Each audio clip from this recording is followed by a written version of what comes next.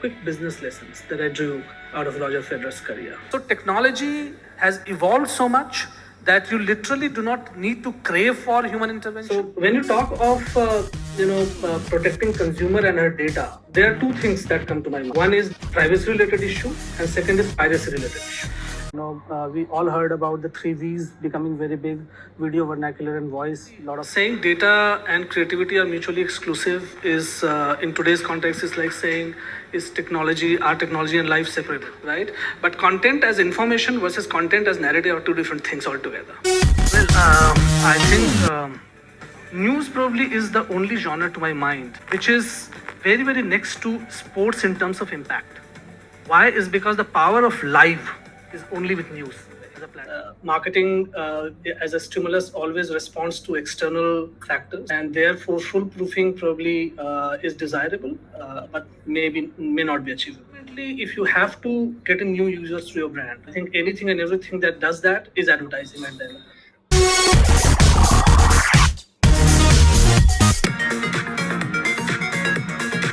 And thank you, ladies and gentlemen, for joining me on this incredible journey of imagination.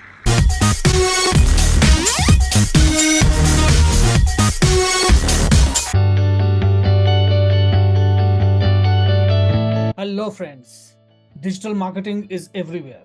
It's the buzzword. Everyone talks of digital marketing. Everyone wants to learn digital marketing. It is the career of the future. Everyone, right from a small shopkeeper to big organizations, big brands, want to do digital marketing. Well, of course, digital marketing is the big thing that is happening in marketing and business world right now.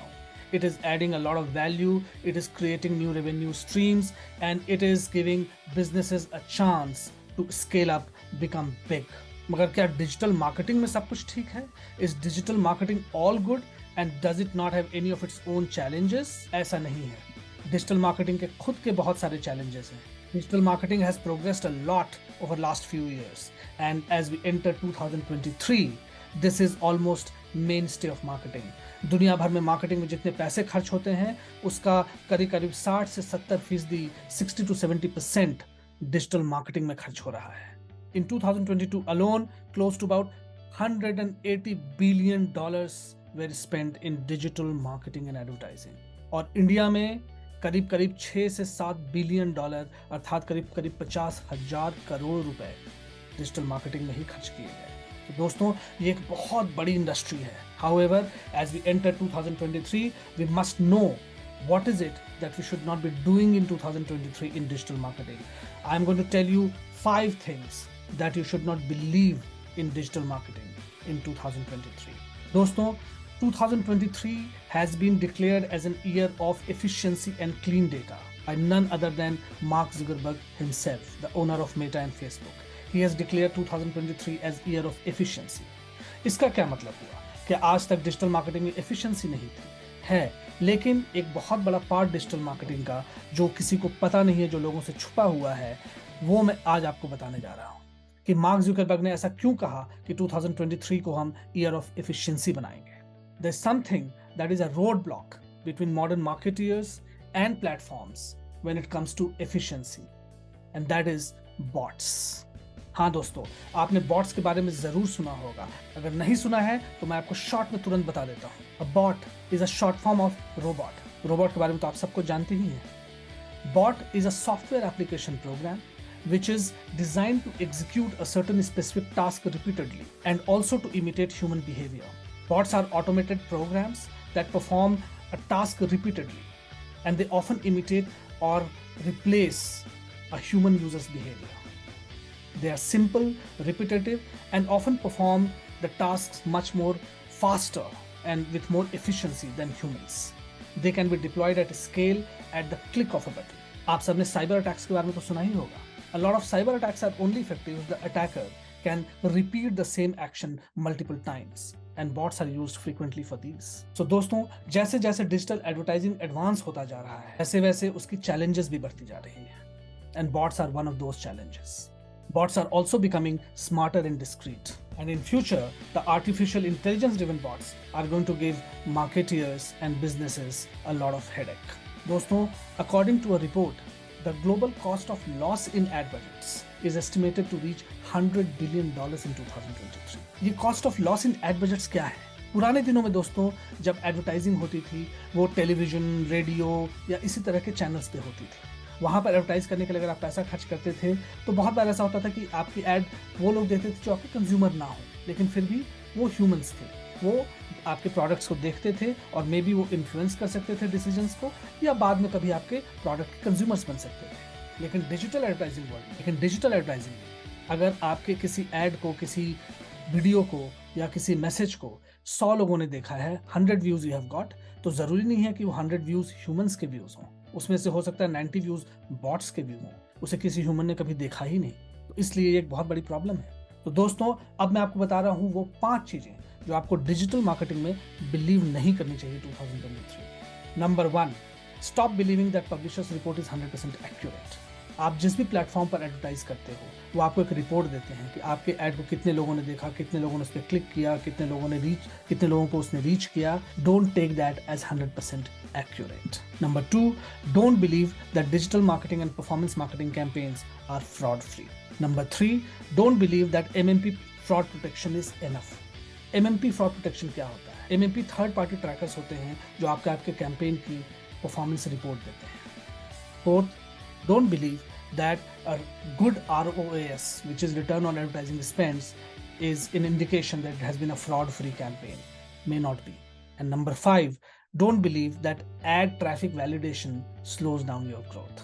As we are entering the era of chatbots, Bard, and other artificial intelligence-led propositions, as we are entering the era of Web3, it's important that as marketeers, as digital marketeers, and as businesses, we become smarter and understand what to really look at and what to save ourselves from. For many more such insights, do subscribe to my channel at Guru Prasun on YouTube.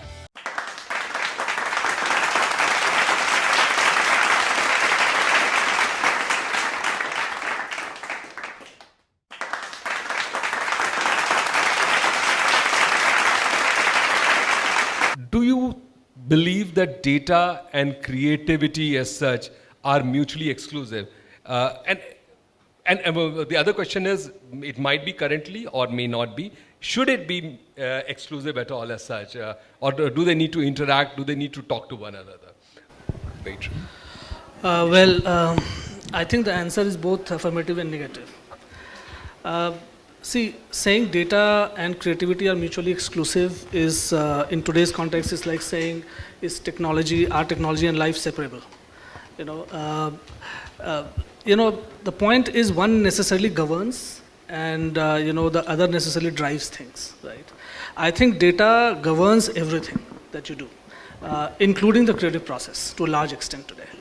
But the actual process of creativity does have those rooms where they are not driven by data only, where probably the right brain takes over and takes it to a different level altogether.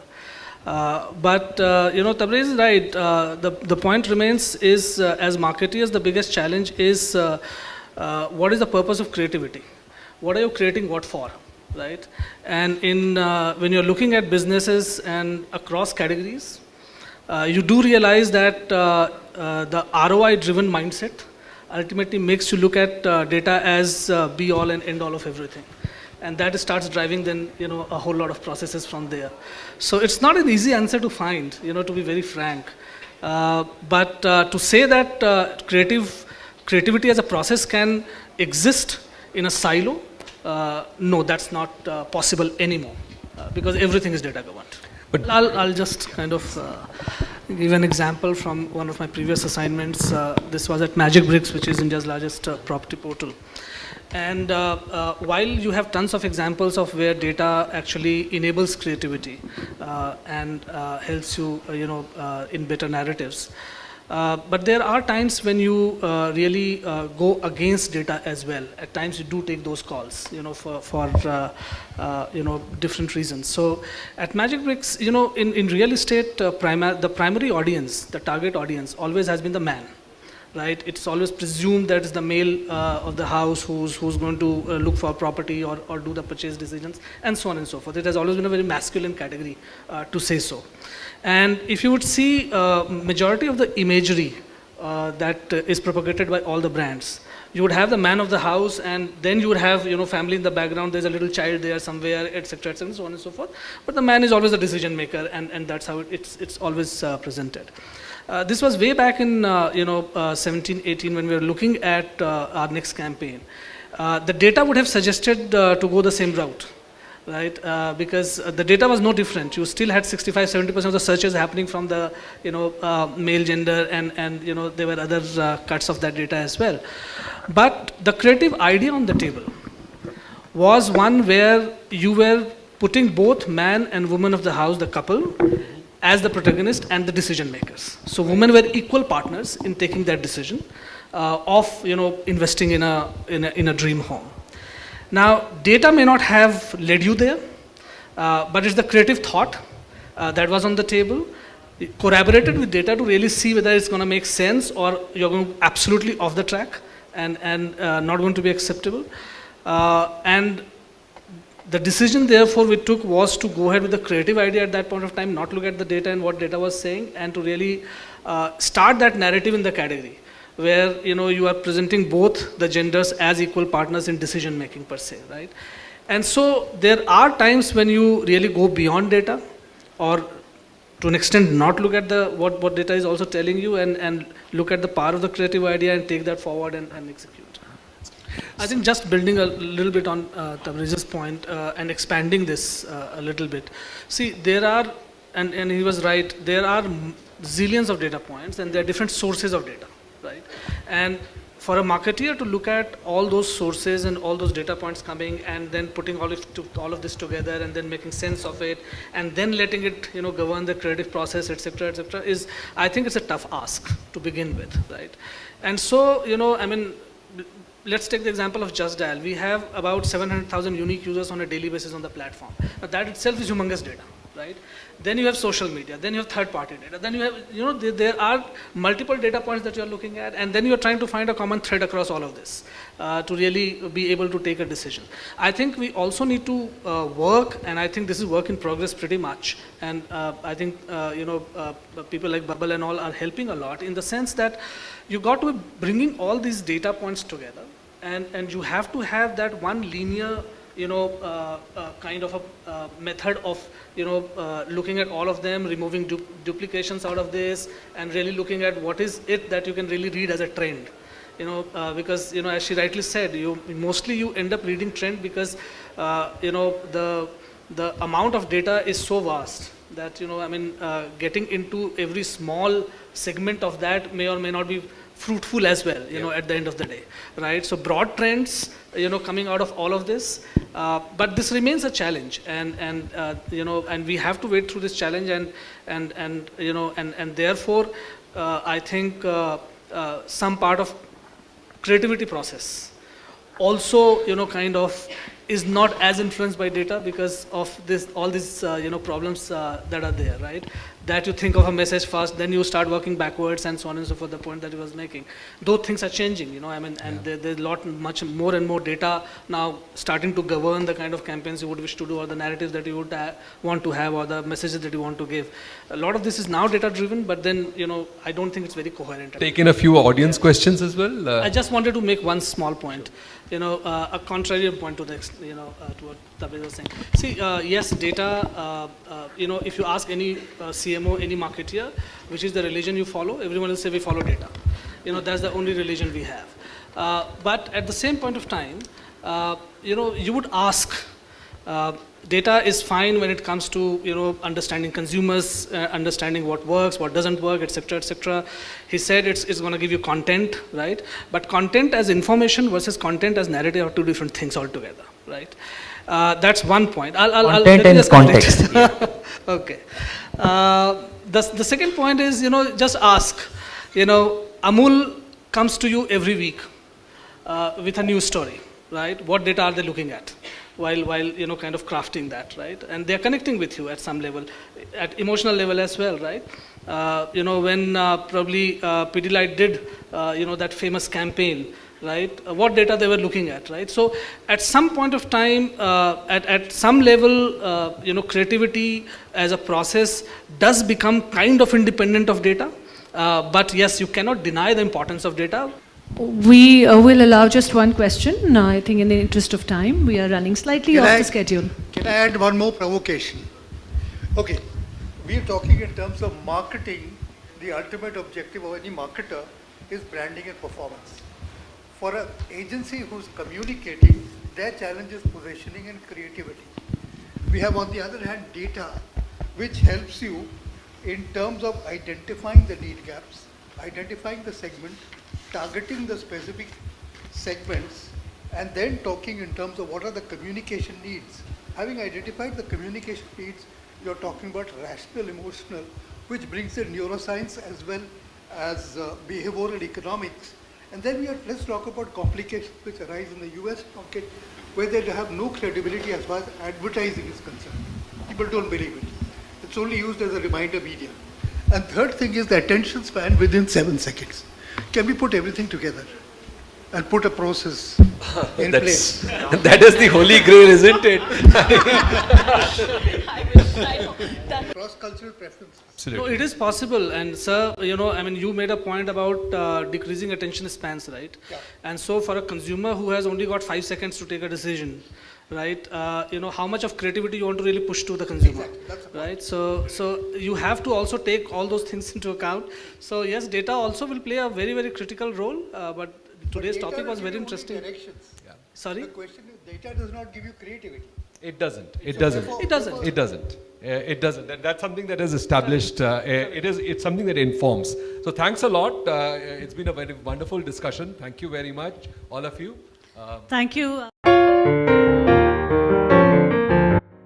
Hello, friends. Today, we talk about 5 big trends that are emerging in India. These trends have emerged over the last 10 years, and these mean that as a country and as a society, we have fundamentally changed. So what are these trends and what are the business implications of these trends? Let's talk about those. Please do subscribe to my channel at Guru Prasun on Instagram, Twitter, YouTube, LinkedIn, and Facebook. The first big trend that has emerged is that India now has more women than men. According to the 5th National Family and Health Survey that was carried out by the government between 2019 and 2021, India now has 1,020 women for every 1,000 men. This is a marked improvement from where we were about 10 years ago. What does it mean for businesses? First, there will be far more women consumers of products and services. Women will participate more and more in the delivery process of those products and services.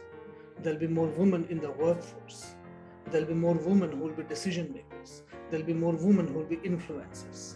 So lots of businesses and brands and categories who have not kept women as their primary consumers and not designed themselves to deliver to women will have to rethink. Why? Because women fundamentally think and behave different from men.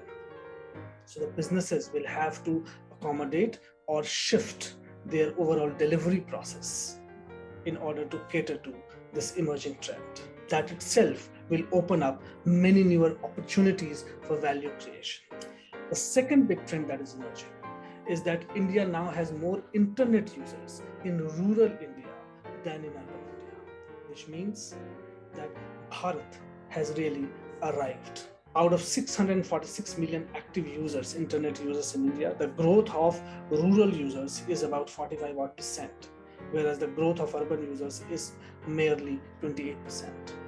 This means that the online juggernaut, which is taking India by storm across businesses and categories, is likely to gather bigger momentum. All those online propositions and businesses which were largely concentrating and looking at urban India as their primary market can now go far beyond and target Bharat. This also means newer opportunities and propositions that could be created for that segment, the Bharat segment. And for consumers residing in Bharat, it means access to technology, access to technology-driven propositions, and access to more products and services, access to convenience, access to quality, and so much more.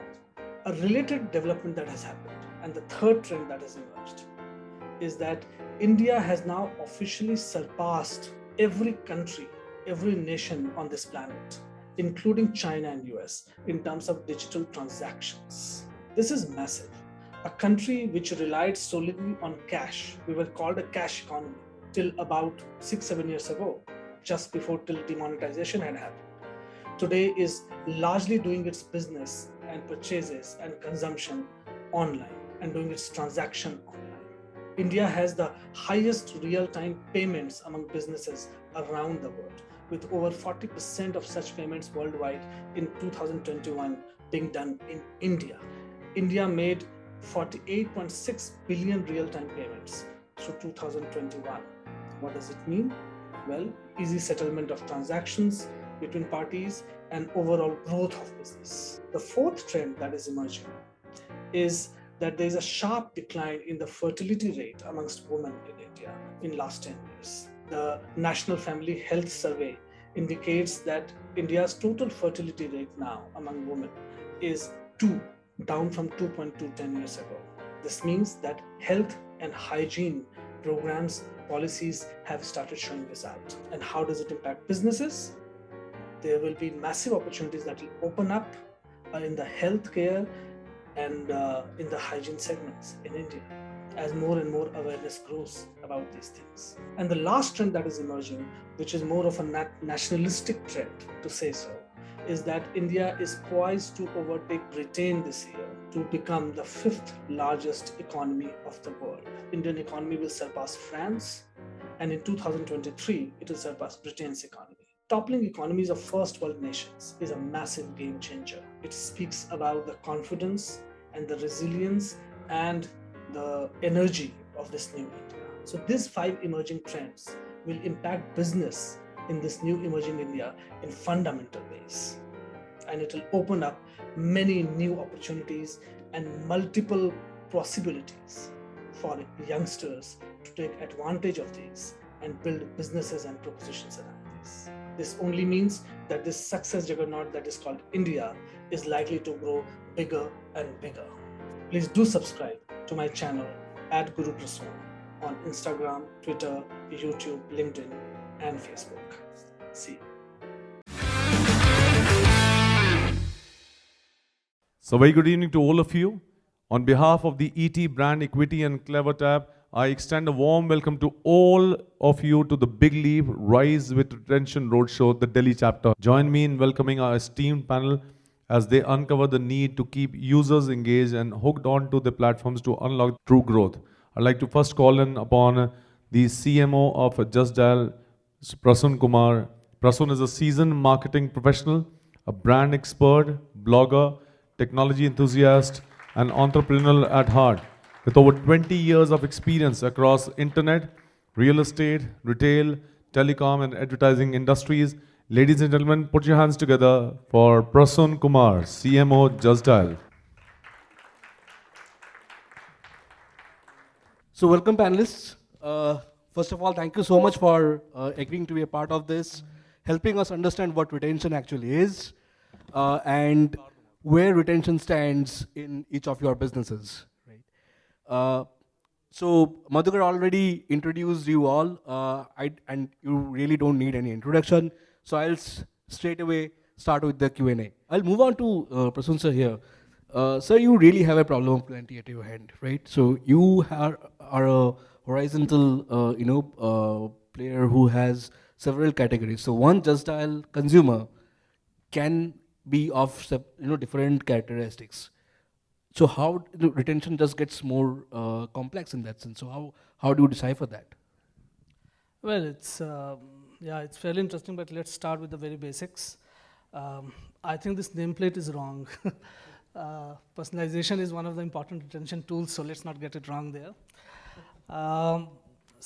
Yes, being a horizontal, it poses different challenges to us because we are dealing in multitudes of categories, and each category has its own dynamics at play, different ways consumers are engaging with the platform. So that adds to the complexity. Added to that, the fact that being a classified platform, customer, I think, as a word is being used in a very broader sense here. But for us users and the paying customers who are the clients on the platform, both are important from a retention perspective, right? So you search, say, for example, the nearest barber shop on Just Dial. You are a user to me, you are a consumer. But the barber is the one who's my customer because he's paying for displaying his ad at that point of time. So retention also has that dynamics on the platform where you're looking at both the user as well as the paying client and trying to see, how do you apply your strategies over there. The another layer that plays out is we are both a B2B and B2C platform. So the retention strategies and approach for a B2B environment and customers over there is very, very different than how you play it out in the B2C arena. And so a lot of these layers are there when you are a horizontal and when you're looking at your customer retention strategy, you got to be looking at all of this and trying to figure out what are the basic things you do. But just to answer your question in a very short way, what are the things that have changed that I have noticed over a period of time? There are 4 things that I think fundamentally has changed, and I do summarize that at four kind of S, if you may call it that. The first thing is seriousness. I think across the board, whether these are users or consumers or customers, whether this is in B2B environment or B2C environment, everyone wants to be taken seriously once they are on your platform. And you just cannot afford not to take someone seriously. At times what we do as marketeers, one of the mistakes that we make is also in our excitement or enthusiasm to acquire consumers in millions, we often ignore the part that once the consumer is onboarding, how seriously we are looking at that consumer and how seriously we are studying his or her needs and trying to customize solutions. So I think that seriousness is very important, and I think over a period of time I have seen consumers demanding more and more attention from brands. The second thing I have noticed that has changed is seamlessness. Now more and more consumers are asking for seamless experiences. And whether it's omni-channel strategy or any other integration that comes into play, seamlessness is very, very crucial now. And I, as a user of a particular platform, would want you to understand that I reached out to you 15 days ago on your app and I had a certain conversation with your chatbot. And I am probably calling you up now to resolve something. I would expect you to know what I discussed last time. And so that entire seamlessness of experience across platforms, across channels is something consumers definitely want, right? Then, they are looking at speed, which is the third S. Whether it's a consumer or a customer, everyone is in a hurry. And if there are issues, grievances, then there's a different dynamics to that. But even outside of that, when I'm on your platform, I would want everything to be delivered to me in a ZIF. I want solutions now, I want customizations now, I want personalization now, I want incentivization now. So everything is now, and that now is a difficult part to manage. And that is kind of forcing a lot of brands like us to also look at technology in a greater way, because that's the only way to deliver this now experience at scale. And the fourth thing that I have seen changing is what I call the fourth S, which is status. I think a lot of consumers, especially in the B2B segment, but also I do see reflection of that in B2C segment as well, maybe for insurance kind of categories as well, where a consumer wants to be treated like a VIP. And when I am talking to you, you better pay attention to me and you better know that I'm your paying customer or your paying consumer. And I don't care whether from your perspective I'm a VIP consumer or not, but I want that VIP treatment. I want my issues to be resolved. I want myself to be heard. I want my, I want the thing that I want it now, and you got to be delivering that to me. So I think there are some of the changes that I have noticed that have happened over a period of time, and platforms like, multiple platforms, which are helping resolve these challenges that are there. They are also, in a way, fast-tracking this, accentuating this, and at the same point of time, helping brands achieve this. Sure. Thanks, Prasun sir. I mean, the 4 S's of customer characteristics, right? Thank you for that. Great anecdote. Thanks, Rahul. Prasun sir, over to you. So, where do we see personalization happening at that level when it concerns Just Dial customers? Well, not very different from what Yatish or Shashwat, etc., have spoken. The rules of the game are similar. I would, want to just give a very interesting example. Sometimes you also have to think out of the box when you're trying to retain a customer or trying to retain, customers at scale. So when the pandemic had hit, because a lot of shifts in our way of looking at retention also happened during that period because of behavioral changes, because circumstantial changes, and contextually things were very, very different. So when pandemic had hit, I'm giving you example of my previous assignment, which was at Magic Bricks, which is a real estate portal. And you would assume that when pandemic hit, real estate was one of the last categories that would be there on your mind to do, anything with. So we were actually facing existential crisis. As to, all of a sudden you see millions of consumers coming on your platform, looking for real estate investments, and them drying up overnight, living with nothing, and nobody was in a mood to really invest or look at. So that forced us to really go a little deeper and think what to do. You had these millions of consumers coming to you on the platform. How do you bring them back? What do you do during that period? Right, and so we started, figuring out the pain points. We started seeing, okay, fine, what is it? We went, he was talking about the consumer journey as such, and mapping the consumer journey. We really did that very extensively, and we came out with a very, very. It was not a textbook solution. So the solution that we found out was in content. And we said, can we really produce content that helps consumer at this point of time, because the consumer is sitting at home and consuming all kinds of content. Now, can we really develop and seed content which is going to hook the consumer onto the platform and really add value at the same point of time to his or her journey that he or she wanted to have. So we reached out to consumers. There was a bit of personalization involved over there, looking at what kind of houses, etc. you were searching for, what time, what budget, etc., and all those kind of things. And we had converted our YouTube platform on as a content aggregator of sorts called MBTV. And we started producing a lot of content which was around project reviews, which was around property reviews, comparisons, flat reviews, and so on and so forth.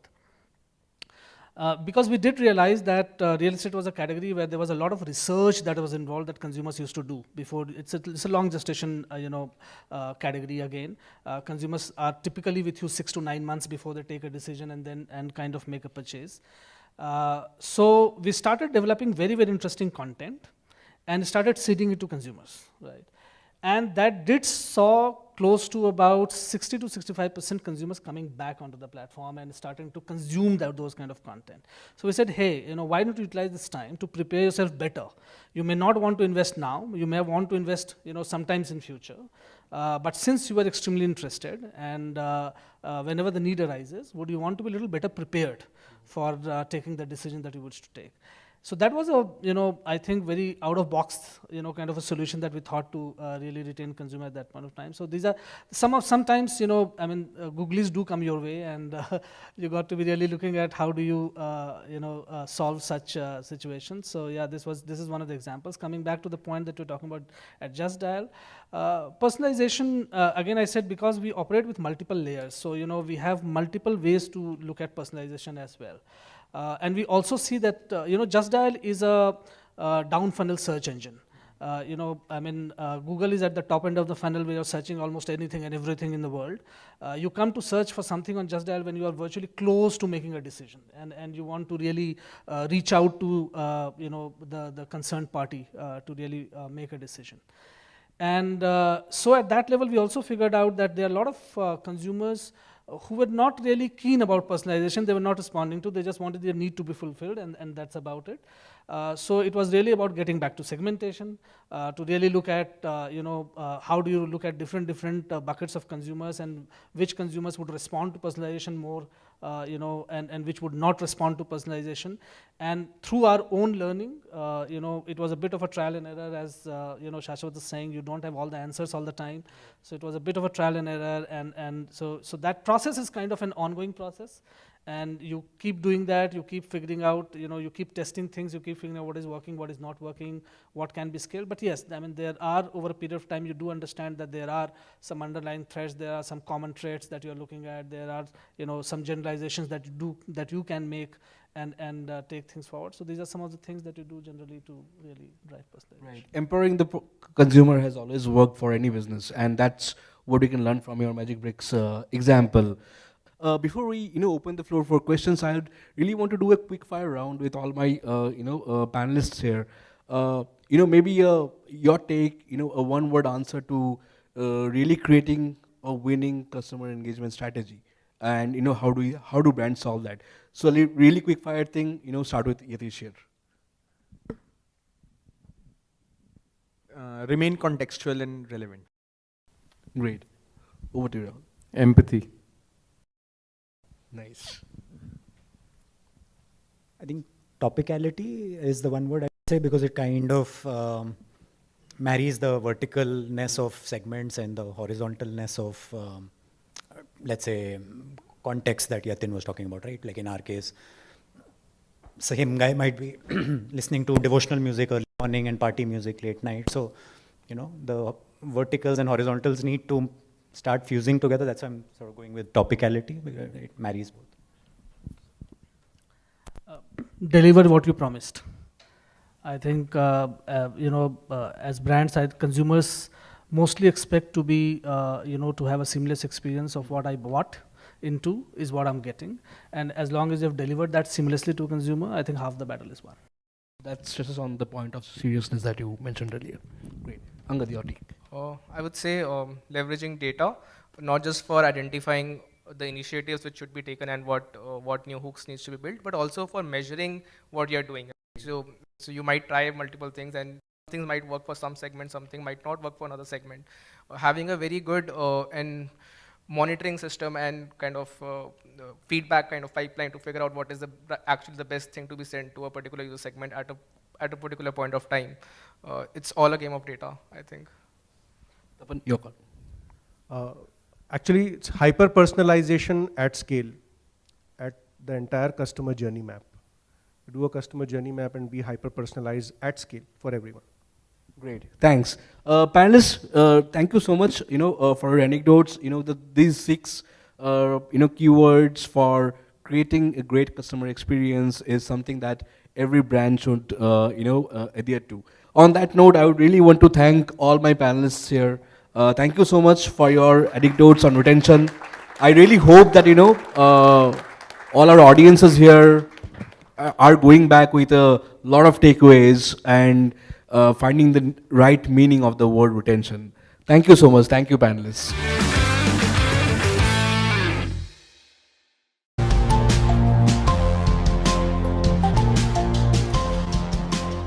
Good afternoon, everybody. How do you think has customers changed post-pandemic era, which we are talking about, VUCA era, and what are they expecting actually from the loyalty programs? Okay, I'll try to answer this in Indian context. In my experience, there are 2-3 fundamental levers that you can play with as far as delivering experience is concerned or driving loyalty is concerned. Customers in India primarily expect you to be, number one, honest. There are far too many cases where the grievances are around, I was not delivered what I was promised, as simple as that, right? So I think brands need to be honest in delivering what they have promised, and there starts the entire experiential journey for the consumer and the customer. And I think if you have been very, very honest in dealing with your customer and delivering what you had promised in the first place, half of the battle is won there.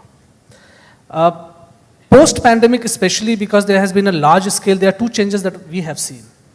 One is there's a large scale adoption of messaging as a result of digitization.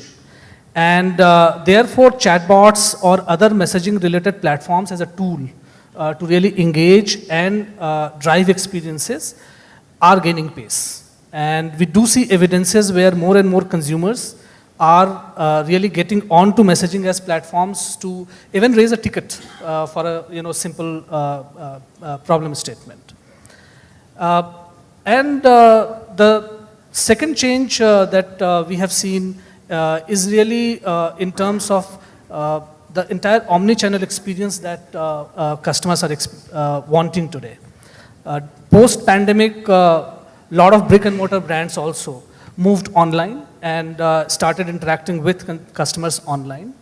While their journey will take a little bit time to evolve and reach to a certain point, but from a customer's perspective, the expectation is that, listen, whichever channel I'm going to interact you with, I expect similar experiences to be given to me, right? And I do expect you to know when I interacted with you through a platform A, what was the conversation before you start connecting with me on platform B. So this entire seamlessness of the process, whether in the context of omni-channel experience or otherwise, is very, very important. And that's another thing that we do see clearly customers now wanting, expecting to happen. On the platform that I work for, Just Dial, it's world's largest hyperlocal aggregator search platform. Now we onboard a lot of SMEs, a lot of MSMEs, a lot of small entrepreneurs, the shopkeepers, the distributors, the dealers on the platform. Now these guys, typically these customers, apart from wanting you to deliver, as per whatever was the promised value that was to be delivered, increasingly they are also adopting technology, and they would want their technology, experiences led by their technology adoption to be synchronized back and kind of work together as one pool to also help them service their customers and so on and so forth, right? So this entire interplay of technology is a big deal, and I think it's also penetrating down in terms of very, very small companies, small entrepreneurs also adapting it big time and wanting to use it to enhance their business. So the question that you asked is how do you expand the market, as a marketeer? Yes, loyalty programs over a period of time, I must admit, have become a very transactional tool, right? It has been, and marketers like me also have been guilty, because we have always seen this as a currency to acquire more consumers or to get the repeat visit and so on and so forth, right? There's nothing wrong in that.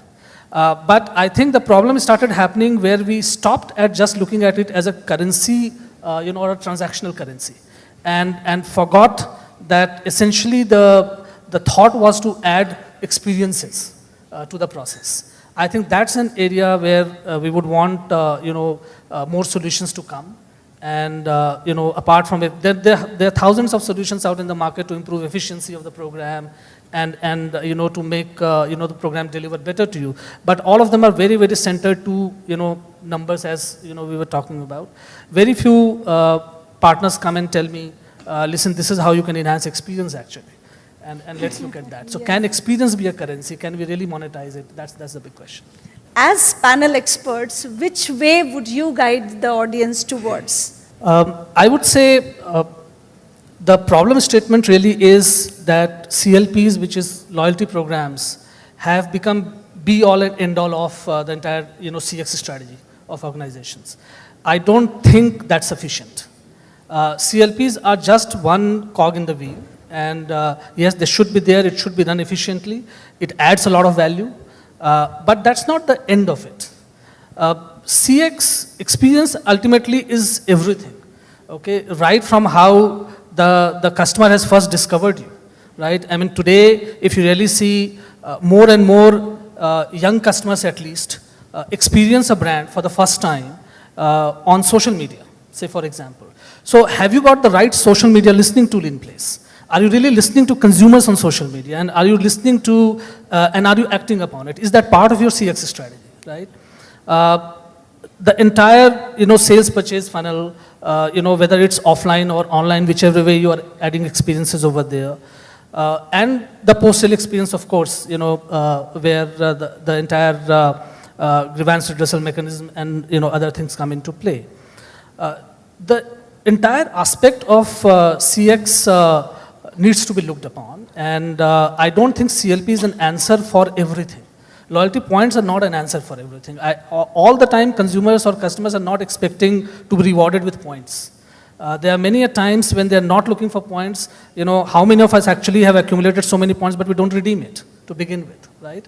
So points by themselves are not an end of it. The context building is also very important, as well as the real tangible value that you deliver, right? There is an example that comes to my mind. There are again, very few examples that come out of India, but this is an example from West.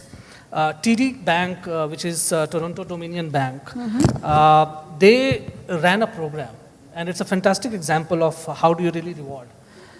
They ran a program where they wanted to really show appreciation to their customers who have been loyal to them in terms of banking with them for a long period of time, having a large sum being dealt with through the bank and so on and so forth. Now in India, typically in our context, we limit it to just sharing few reward points and saying, okay, fine, you go ahead and redeem it, and I take care of you. What TD Bank did is they ran a program, they went ahead and they put cash back in customers' pocket. They said, thank you for banking with us. Here are your $10,000 as a appreciation gesture, right? Now, how many brands in the world actually pick up and say, I'm giving you cash, and I appreciate really you being around, and so there are ways to really wow a consumer. You do not need to run complicated programs all the time. Yeah. If the intent is there, if the mindset is there are many ways to do it. Yeah. So while we discuss technology, we can't come to an end of our conversation without discussing how technology can really influence the loyalty, right? And I would like to just have one view from all of you in terms of what do you think is the role of technology in enhancing loyalty?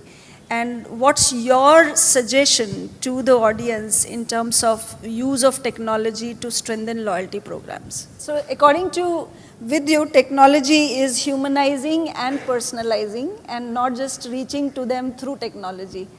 What do you think, Prasun? Well, I would say I am all for technology, okay?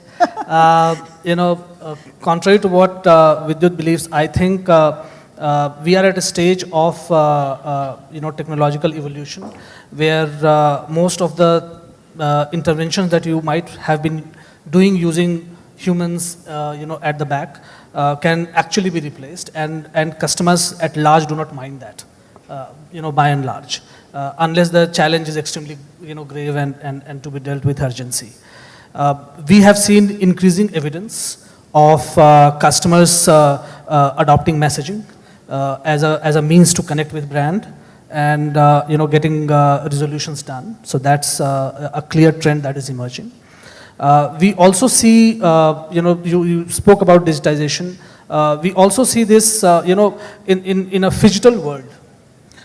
We are clearly seeing an evidence of the seamlessness of experience that technology is bringing, is helping you sell more, okay, if that's the bottom line, okay?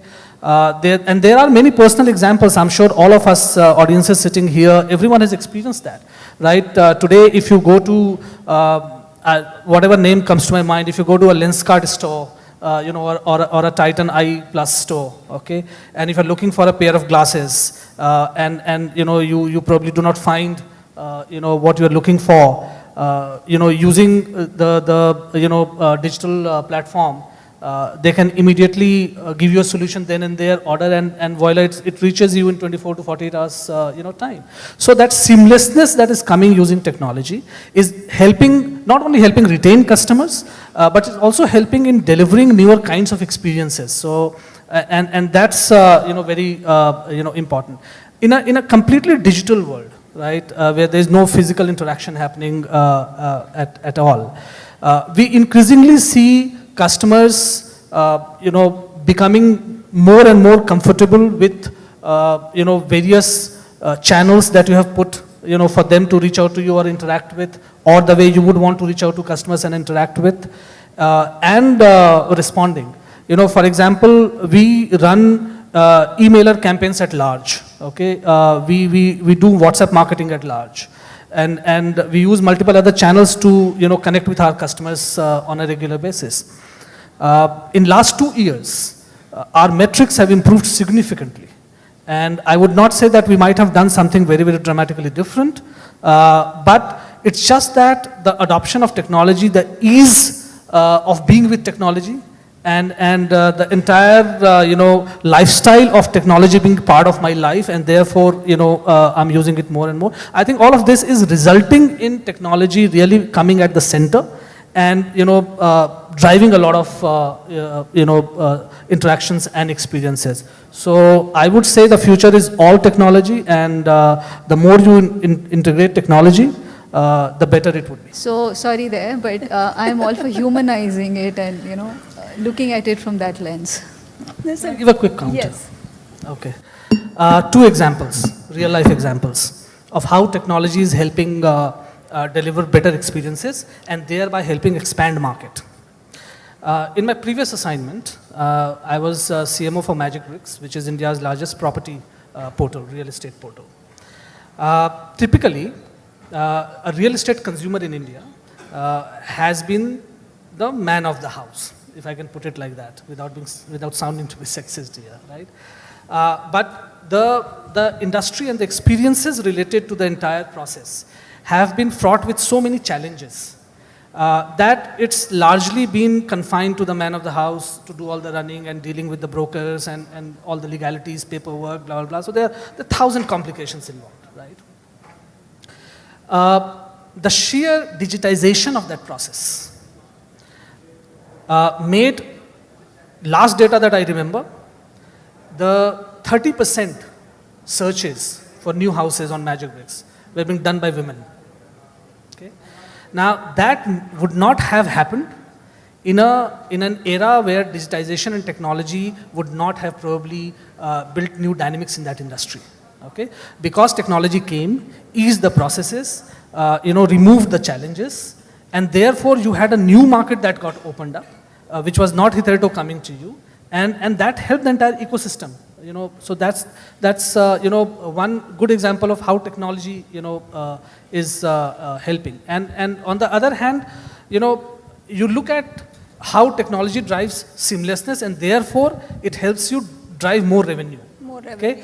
All of us are used to ordering foods online, and these platforms, if you typically order food online, there's nothing, literally nothing for which you need human intervention. Even if your order is half delivered, incomplete, not customized to your taste, whatever, there is a solution on that app for everything. You just use it and the solution is there for you, right? So technology has evolved so much that you literally do not need to crave for human intervention and to have the old world experiences, as I call it, to really come back. I totally agree with you. You should talk to my parents, by the way, who have a young kid sitting in there and they're going through his wedding pictures. His point, segmentation is important. that is what Vidyut wanted to mention, actually. I was coming to the fact that, on both Magic Bricks and the food ordering piece, I have a very contrarian view, because when I came back to India, it was a struggle to find a house. And believe me, I went to all the apps and sites, and everyone was showing the same apartment, no pictures. And I ended up going there and they said, oh, sorry, this has been taken, this is a fake listing. So there are these parts of the consumer experience. And I'll tell you the same about a grocery app versus a food app. In a grocery app, if something goes wrong, you're waiting like, okay, somebody's going to come and tell me what's wrong. In a food app, you have the delivery boy, and you have somebody who calls you immediately. So that's the part about humanizing. I'm all for technology. Exactly, and I don't think technology disrupts. Exactly. Humans do, So I think, and that's where people have to change their thinking, that just for the sake of it, and correct example, right? Magic Bricks and all, a lot of times, you get very frustrated by that experience as well, where you crave for... I'm not allowed to defend here, all right? So sorry. There's so much I can say about it. now Okay, since the you have not, discussion my brother, you have not dealt with Chadda property dealer, face to face, to really know the value that Magic Bricks and 99 Acres brings to your life. So there's so much that can be spoken about it, I think, for some other day. But yes, I mean, But point this taken. is what. Any question from anyone in the audience? My name is Vishwanath, and I'm CEO of Sarthi.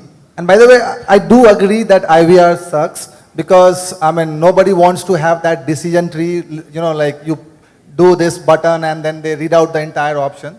So that's why we have changed this thing with the two-way interactive agents rather than one-way IVR systems, basically. Thank you for your answer. No, Thank correct. you. IVR was very last generation, just to add to that. Thank you. But the point remains, to add to what, Vidyut was saying, I don't think you need to really, segregate technology for transactional purposes versus empathy driver, proposition. See, a consumer comes to you for resolution of a challenge, right? Resolution of a problem. True. And you need to use technology to solve that problem. It's as simple as that. If your technology is not helping you, if your application is not helping you solve that problem, then that technology is not good enough. Absolutely. Empathy is not something that is generated through technology or non-technology interventions. It's not that, how many of us call centers and how many are very empathetic about the brand after talking to that, machine that you talk to at the other end of the, they read through a script, okay? So it's not that humans always will deliver that, okay? Empathy is a byproduct of how you solve the problem. If the problem solution process was good, it will build empathy, right? So you got to focus on that process rather than looking at whether technology is good or human intervention is good. I think both can deliver, technology can deliver better according to me. Do give me your feedback on this discussion on the comment section below and subscribe to my channel at Guru Prasun. Thank you.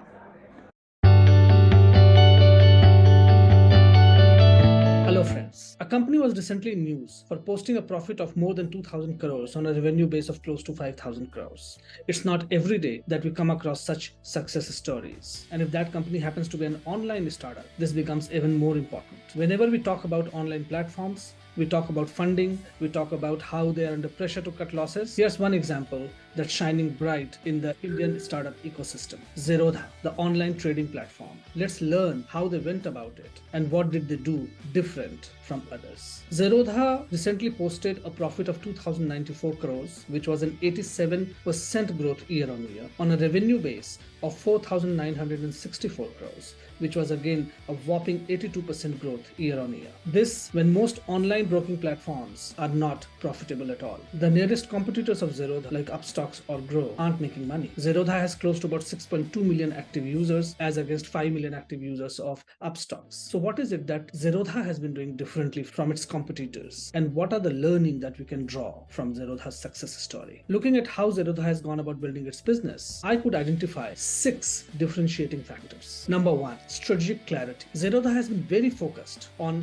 the serious users of the markets, which are traders. An online trading platform has often 2 choices: to go after traders or go after retail investors. Traders transact daily or weekly, and Zerodha charges a certain fee on every trade. Out of its 6.2 million active consumers, majority are traders, and Zerodha makes money on each trade. Traders are more serious players, and therefore they stick around with the platform and even keep coming back to the platform. So carefully selecting its target audience base helps Zerodha focus and cut its customer acquisition cost, which is where most companies bleed. So this is where Zerodha differentiated itself to begin with at a very strategic level. 2, customer centricity, going after core versus new use. Often in business, we are lured by the possibility of reaching out to a new target segment, a new user base in order to expand our business. However, Zerodha stuck to its core audiences only. It built for them and it continued to improve its products and services for its core audience. It did not go about launching some random functions here and there just to be at par with competition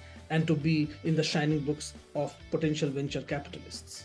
Their focus was on building a profitable business and not really increasing the valuation of the company. 3rd, pricing strategy, giving services for free or charge money for it. Zerodha charges 200 rupees on every Demat account opening. Traders and investors who are serious don't mind paying this fee to get access to the platform. Also, it kind of positions Zerodha as a premium platform. And Zerodha also makes money on every single transaction. However, it requires a lot of conviction to charge from day one and not give anything for free. Fourth, retention strategy, going after subscription model or charging one time. Zerodha charges maintenance charges or annual fee per account per year. This helps build a strong subscription business for Zerodha. It helps in retaining audiences because those who have opened account with Zerodha once decide to stick with it and they keep coming back onto the platform. This also helps Zerodha keep making money out of the user even if the user is not trading. This also works for Zerodha at a different level. It helps Zerodha filter out serious audiences from the casual ones. Fifth, customer acquisition strategy. Zerodha modeled itself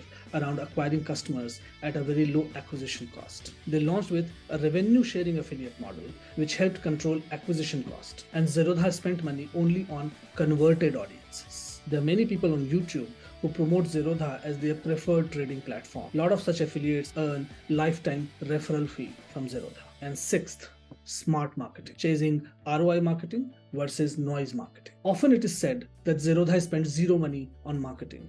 Well, that's not entirely true. Zerodha did marketing, but in a very different way. Zerodha focused on two. It realized that a large part of trading also involves educating consumers, educating users, educating traders on how they can do things better and make more money and grow their business. So Zerodha did some very smart content marketing. They invested a lot of money in educating customers via Varsity, which in return not only helped increase trade volumes, but also helped attract more consumers. And the second thing Zerodha did was influencer marketing. Well, they did not go the traditional route there and paid a lot of influencers a lot of money, but the founders of Zerodha, the Kamath brothers, themselves became influencers of sorts. Very similar to what Steve Jobs did for Apple or what Elon Musk does for Tesla. The influence of founders brings in a whole lot of new users onto the platform without spending money with any external part. So friends, these were some of the quick learning I drew from success of Zerodha. Do write to me if you think there were more reasons or you have any point to make about the 6 reasons that I have quoted. For many more such insights, you can subscribe at Guru Prasun on YouTube, Instagram, Twitter, Facebook, and LinkedIn.